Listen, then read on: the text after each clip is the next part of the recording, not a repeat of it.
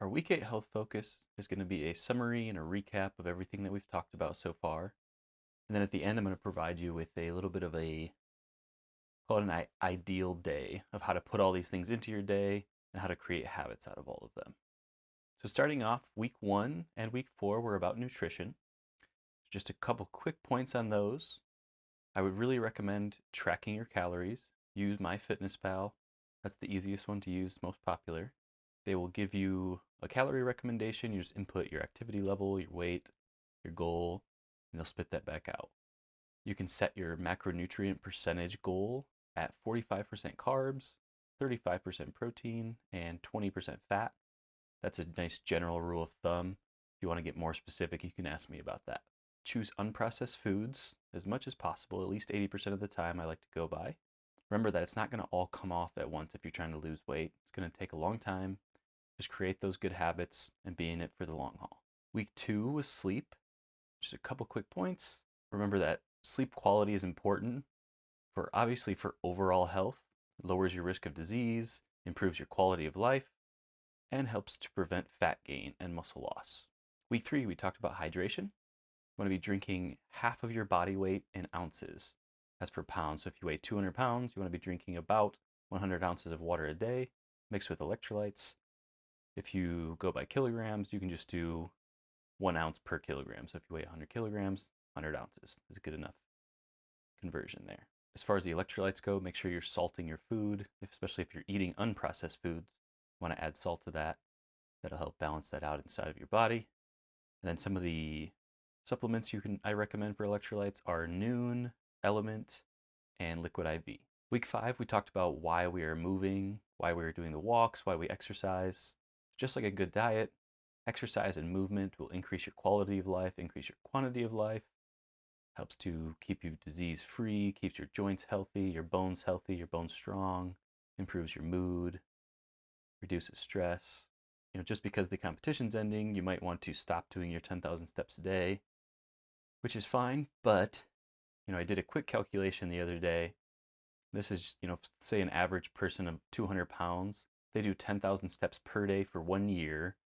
And if we, let's assume that they're eating basically the same thing all year long, about the same amount of calories, they can lose about 20 pounds in a year just from those steps. So take that into consideration when you're thinking about getting rid of those 10,000 steps a day. Week 6, we discussed stress. So remember, stress is a necessary part of life. Some of it is not bad. It's just the chronic stress that we want to avoid. And really things that you can do to improve your stress levels is exercise, which you already are doing.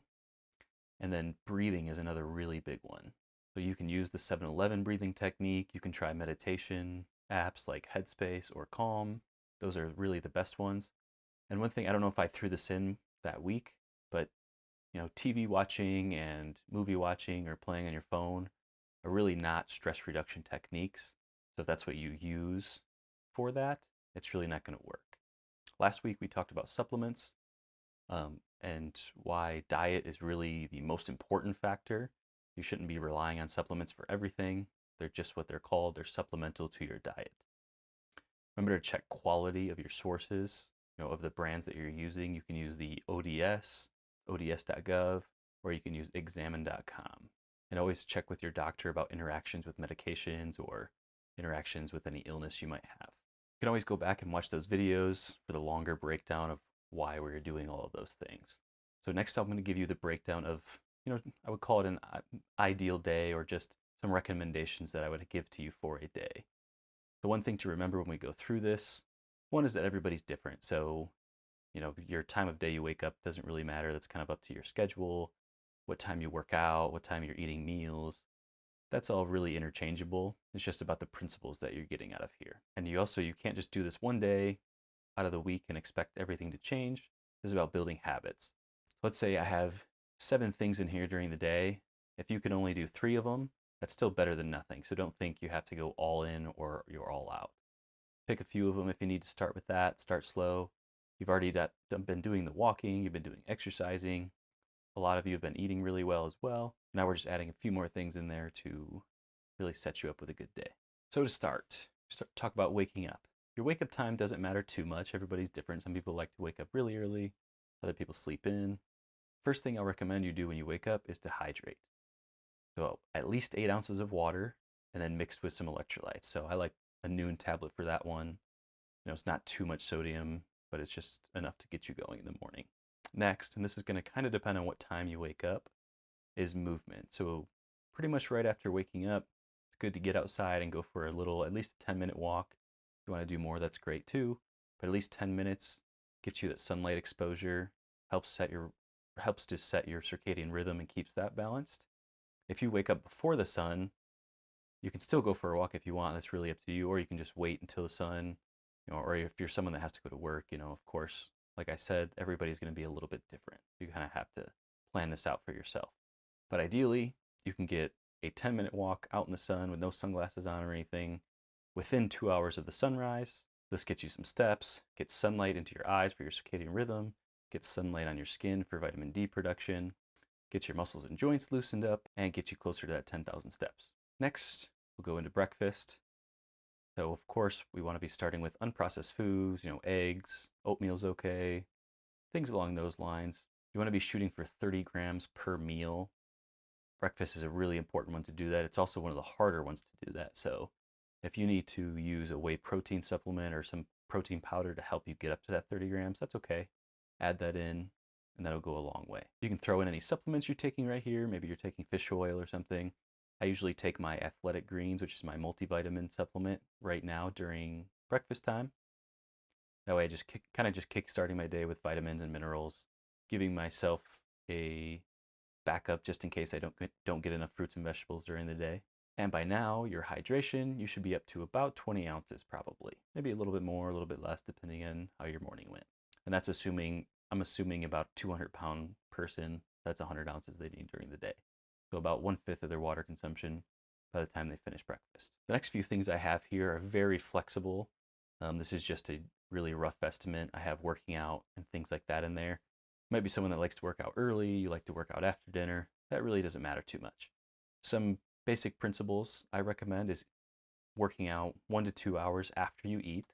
So that's whether it's breakfast, lunch, dinner, any of those. Have a little bit of food in your stomach's best. You can do it fasted if you're used to that, but you're going to have a better workout if you have a little bit of food and energy. Caffeinate 30 minutes before you work out if you like to use it as a pre-workout. Make sure that your workout includes a proper warm-up and a proper cool-down. It really doesn't need to be more than 90 minutes unless you're on a special program. So if you're taking 2 hours to work out and you're not, training for a marathon, or you're not a competitive powerlifter or something, you don't really need to be doing that long. During the workout, you want to be hydrating every 15 minutes. That's with electrolytes as well. If you're having your lunch or dinner soon after your workout, whatever meal that is, I like to have that one be your highest carb meal, just because then your body can utilize those a little bit better after the workout. If you're not going to be eating within an hour of your workout, I would recommend having a protein shake and maybe something small like a banana, just to help replenish your body of what you've lost. Next one that doesn't really matter what time of day you put in is stress reduction. For me, that's breath work, that's meditation. So, 10 minutes is really what I would typically do, maybe up to 20 minutes. I use the Headspace app, and I like to do that, in the early afternoon time around there. Otherwise, if I wait too late in the day or too early, I just fall asleep. So middle of the day for me works best, kind of keeps me going through the day, keeps my stress levels down. Next, we're at lunchtime. Again, we want at least 30 grams of protein here, probably a little bit more realistically. Typically I like going with a light lunch, so I'll have like a salad and some protein, maybe a tiny bit of carbs mixed in there. If I'm in a hurry, smoothie's a really good option. I like putting spinach in my smoothie, add some protein powder in there, add some peanut butter or something like that, fruits, and that's a pretty good lunchtime meal for you. Next, at 3 o'clock, we're cutting off caffeine to help with our sleep later in the day. All those things that I just listed, like I said, are interchangeable. Workout can be earlier, later. Stress reduction, earlier, later. Lunch is all dependent on you, your work schedule. If you have a family you have to take care of, things like that. Next, dinner. Once again, 30 grams of protein per meal is a good way to start. Probably need a little bit more than that realistically. I typically like to have dinner as my highest calorie meal. So if I'm eating 2,500 calories a day, my dinner's probably around 1,000 calories usually. and I like to have most of my carbs in that meal as well. My reasoning for this one is I usually work out after lunch, or at least sometime in the middle of the day. So I like having that big meal after my workout. And then also, I sleep better if I have a bigger meal at dinner time. Most of my calories come at breakfast. I start to get hungry at night, and that just doesn't do well for my sleep. By now, we've already been through workout, lunch, dinner. So your hydration, you should already be at 80 ounces if you're at 100. So that's about 4/5 of your water consumption should be knocked out for the day.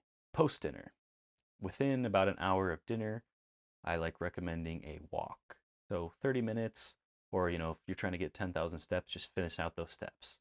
Hopefully you don't need more than an hour at this point, but if you do, that's okay. And this depends on the time of the year, but if you can get this during the sunset, that's even better, because again, that low level sunlight is helping with your circadian rhythm. Now we'll skip ahead to about an hour before bed. So, whatever you do in that time, I think that's just up to you. There's not really any health related things that you need to worry about. But an hour before bed, you should basically be finished hydrating, besides maybe just, an ounce or two, just something to keep your mouth wet before you go to bed. Your screen use should stop right about now. This is one of the hardest things to do, because what are you going to do for an hour before bed if you're not watching TV or something? But it's really good to do that if you can. Good to dim the lights in the house. Just read a book. You can play games with family. Something along those lines. Good. I like to do some stretching at this time. Now we get to bedtime. Finish that last little bit of water. Your hydration is done, and you'll be set up better for the next day as well. Like I said, I actually like to stretch a little bit before bed if I'm not too tired or if I have time. This just helps me to relax a little bit more, fall asleep a little bit faster, let my body know it's time to wind down. Like wearing the sleep mask I showed you guys in that video, or if you have blackout curtains and no electronics on or anything like that, that's just as good too. As long as it's really dark, that's what's best. And then for me, I like doing a little breath work to help myself fall asleep as well. Just some simple ones that I use through Headspace app. You can find some on YouTube or something as well, I'm sure, but just basic breath work so you're not having racing thoughts before you go to bed. And that's it. So that's what I would recommend as an quote unquote ideal day. Of course, there's lots of variables in there. You have commuting to and from work, you have your full work day, you may have to take kids to do things, or you have family functions, or you have all sorts of different obligations. So you just make this stuff fit as best as you can. Work your day around it. Work this into your day. Focus on those hydration. Get your exercise in. Get your steps in. Do your best to make this work for you. And if you can do all this stuff, it'll really go a long way in increasing your quality of life, helping you with your weight loss or your muscle gain, or just feeling better overall, reducing stress. That's it. This is the last health focus. Always come to me with any questions.